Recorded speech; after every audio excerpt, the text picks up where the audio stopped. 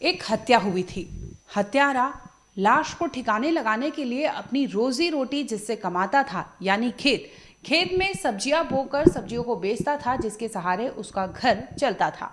अब इसी खेत को वो ठिकाना बनाता है। जब देखता है कि रात में कोई नहीं है तो सुनसान रात का फायदा उठाकर वो जाता है अपने खेत में और एक बकायदा कब्र बनाता है, जहां पर बीवी की लाश को वो ठिकाने लगाता है और ऊपर से वो सब्जियां जो भी वो बोता था उसे उस कब्र पर ढक देता है ताकि किसी को कोई भनक ना लग सके। इसके बाद से ही वो फरार चल रहा था। आपको बता दें कि लगभग 9 महीने बाद पुलिस ने उसे गिरफ्तार किया है और वो यूपी के प्रयागराज से गिरफ्तार किया गया है। अब जब उसे पकड़ा गया और पूछा गया तो पूरी ऐसी कहानी सामने आई है जिसे सुनकर यूपी पुलिस और एमपी पुलिस के भी कान खड़े हो गए।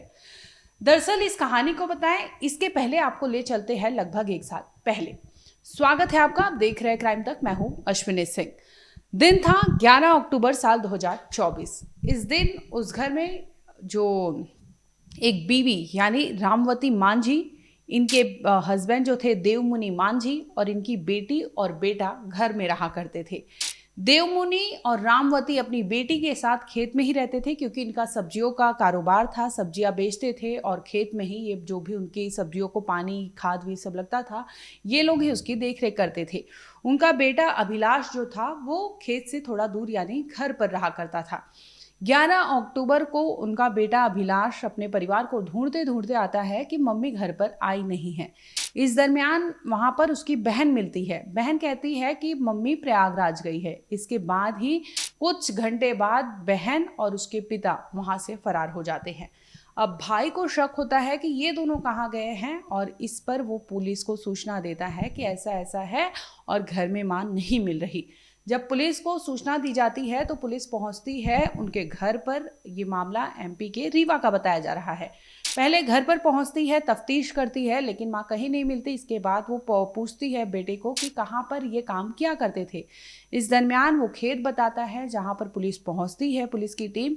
और जब सर्च ऑपरेशन करती है तो उन्हें भनक लगती है कि कुछ तो एक पर्टिकुलर एरिया था जहां पर उन्हें कुछ डाउट होता है। अब पुलिस की टीम फौरन डॉग स्क्वाड की टीम और सबको बुलाती है, फॉरेंसिक टीम को बुलाती है और वहां पर जेसीबी जो रहता है उससे खुदाई करने के लिए कहती है। जब खेत की मिट्टी हटाई जाती है तो अंदर से कंकाल निकलते हैं और एक महिला की लाश बरामद होती है, साड़ी कपड़े बरामद होते हैं। अब पुलिस उस डेड बॉडी को निकालती है और फौरन फॉरेंसिक टीम को सौंप देती है और पोस्टमार्टम के लिए बॉडी को हॉस्पिटल रवाना कर देती है। अब पोस्टमार्टम होता है, शिनाख्ती के लिए उसके बेटे को अभिलाष को बुलाया जाता है कि क्या पहचान कर सकते हैं। तो तमाम जो आर्टिकल्स होते हैं यानी डेड बॉडी पर कपड़े हो और फिंगर रिंग हो, ये तमाम ऐसी जो चीज़ें थी उसे देखकर बेटे ने शिनाख्ती की थी कि वो उनकी मम्मी है। अब पुलिस इस केस को गुमशुदगी की रिपोर्ट दर्ज हुई थी, इस केस को मर्डर केस में खंगालती है और पता लगाने की कोशिश करती है कि आखिर है क्या। पहला सस्पेक्ट फादर और बेटी होते हैं क्योंकि ये घर पे मिल नहीं रहे थे और इनकी कोई भी शिनाख्ती यानी इनकी कोई भी तफ्तीश में कोई जानकारी सामने नहीं आ रही थी। अब पुलिस अपने घोड़े दौड़ाती है और तमाम एंगल से जांच करती है कि आखिर इस महिला की हत्या क्यों की गई थी और कहानी क्या थी। पिछले कई दिनों से पुलिस ढूंढ रही थी कि किसी भी तरह से देवमुनि यानी उस पत्नी के जो हस्बैंड थे उन्हें पता लगाया जा सके, ढूंढा जा सके, लेकिन मोबाइल स्विच ऑफ, ये तमाम ऐसी चीज़ें थी जिसकी वजह से देवमुनि का कोई अता पता नहीं चल रहा था। आखिरकार 9 महीने बाद पुलिस को एक सुराग हाथ लगता है, जिसके बाद पुलिस पहुंचती है एमपी की यूपी के प्रयागराज के एक गाँव में। प्रयागराज का ये गाँव था, घूरपुर जिला में पड़ने वाला ये गांव था, जहां पर पुलिस पहुंचती है और देवमुनि को वहां से गिरफ्तार करती है और उसे ले आती है एमपी के रीवा में जहां पर मामला दर्ज था। अब उससे पूछती है, ये मामला सुहागी थाना का था, जहां पर पुलिस उसे बिठाकर पूछती है कि आखिर तुमने किया क्यों था और क्या हत्या की वजह क्या थी। तो तमाम जो जुर्म थे, आरोपी पहले तो बरगलाता है लेकिन कुछ ही समय बाद वो अपना जुर्म कबूल कर लेता है। इस पूरे मामले पर पुलिस ने क्या कहा वो भी सुन लीजिए। ये थाना सुहागी अंतर्गत त्योंथर चौकी में एक गांव है। वहाँ पर विगत 9 माह पूर्व लगभग अक्टूबर के महीने में ये घटना हुई थी कि एक महिला की हमें लाश मिली थी, जो कि घर से ही थोड़ी दूर पर रिहायशी जहाँ पर उनका घर था वहाँ पर ही गाड़ करके दफनाया गया था।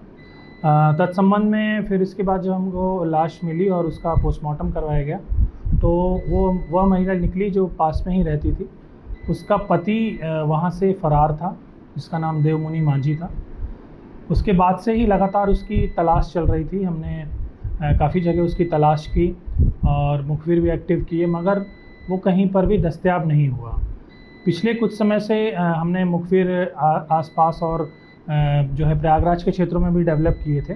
वहाँ पर हमें मुखबिर की सूचना मिली और तत्संबंध में हमारे थाना प्रभारी सुहागी पवन शुक्ला और संजीव शर्मा त्योंथर चौकी प्रभारी अपने दलबल के साथ वहाँ पर गए और वहाँ पर लोगों से पूछताछ कर देवमुनि मांझी, जो लगभग 9 माह से फ़रार था, उसको दस्तयाब किया गया और उसको विधिवत गिरफ्तारी की गई।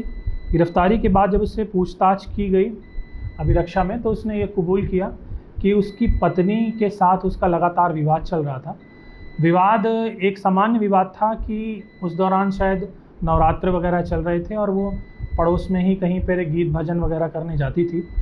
इसको लेकर के रोक टोक करता था पति और उसको शक संदेह करता था कि वहाँ पर किसी से मिलने जाती है। और इस रोक टोक और शक संदेह के दौरान जब बात बिगड़ती गई, वाद विवाद हुआ, तो दोनों में वाद विवाद बढ़ता गया और उसने उसकी हत्या करके अपने पास में ही जो है खेत में, जहाँ पर वो सब्जी भाजी उगाता था, वहाँ पे गड्ढा करके अपनी पत्नी की लाश को दफनाया और उसको ढक करके वहाँ से रवाना हो गया। और 9 माह से प्रदेश, अलग अलग प्रदेशों में अलग अलग जगहों पर मजदूरी करके अपना जीवन गुजार कर रहा था। और कल उसको गिरफ्तार करके आज माननीय न्यायालय पेश किया गया है, जहाँ से उसे जेल दाखिल किया जाएगा। दरअसल ये विवाद शुरू तब होता है जब रामवती और देवमुनि अपने घर में रहा करते थे। इसी दरमियान नवरात्रि का समय था। रामवती घर भजन मंडली के लिए वो जाया करती थी। उनका एक ग्रुप था बाकायदा, उसमें वो कीर्तन वीर्तन के लिए जाया करती थी। इसी दरमियान जो देवमुनि है वो उन्हें कहते हैं कि तुम मत जाया करो, मुझे पसंद नहीं है, और उनके मना करने पर रोक टोक करते थे, जिसके बावजूद उनकी बीवी यानी रामवती जाती थी और ये चीज़ें उन्हें मंजूर नहीं थी। आए दिन इनके घर में लड़ाइयाँ झगड़े होते थे इसी चीज़ को लेकर कि तुम भजन कीर्तन के लिए क्यों जा रही हो। और जो उनके हस्बैंड है देवमुनि, उन्हें डाउट था कि उनकी बीवी का किसी के साथ संबंध या अफेयर चल रहा है, जिसकी वजह से वो अपनी बीवी को मना करते थे, लेकिन वो बीवी नहीं मानती। और यही वजह होती है कि देवमुनि जो है अपनी बीवी को रास्ते से हटाने के लिए उसे कोई जहरीला चीज़ लाते हैं और उसे पानी या दूध में मिलाकर उसे दे देते हैं, जिससे उसकी मौत हो जाती है। और बाकायदा मौत के बाद अपनी बीवी की लाश को ठिकाने लगाना था, जिसके बाद उन्हें बेहतर ऑप्शन उनका खेत मिलता है और उसी खेत में वो दफना देते हैं जहाँ पर कभी उनकी बीवी अपने हाथों से सब्जियाँ उगाती थी। उसी मिट्टी में उसी तमाम टेबल्स को ऊपर लगाया जाता था उनके कब्र पर, और नीचे जो थी महिला की डेड बॉडी को सजाकर रख दिया था और खुद अपनी बेटी को लेकर वहाँ से फरार हो गया था। फिलहाल इस मामले में पुलिस ने आरोपी पति को गिरफ्तार कर लिया है। बेटी भी उसके साथ गई थी, लेकिन ये पता नहीं है कि बेटी को भनक थी कि आखिर उसकी माँ के साथ क्या हुआ है। फिलहाल इस मामले में पुलिस तफ्तीश कर रही है और जो आरोपी है, मेन सस्पेक्ट जो था यानी उसका पति, उसे गिरफ्तार कर ली है।